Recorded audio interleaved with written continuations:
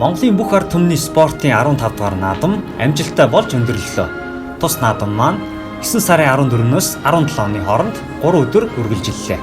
Ширээн теннисний төрөл 3 төрлөөр болсон ба Холимог хосын төрөлд 1-р байранд Эрдэнэ Аяр, Болор Эрдэнэ нар, 2-р байранд Мөнх Зэрэг, Должин 100, харин 3-р байранд Балжин Ням, Бэлэгт нар орлоо.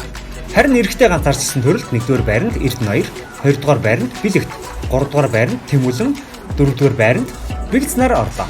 Эмэгтэй ганцаарчсан төрөлд 1-р байранд Болор Эрдэнэ, 2-р байранд Должин 100, 3-р байранд Балжин Ням, харин 4-р байранд Сэлэн Мөрөн нар орлоо.